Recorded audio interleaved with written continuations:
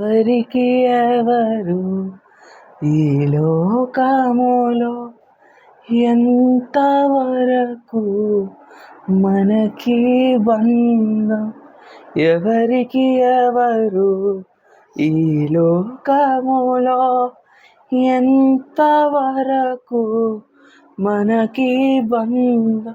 ఎవరికి ఎవరు సొంతము?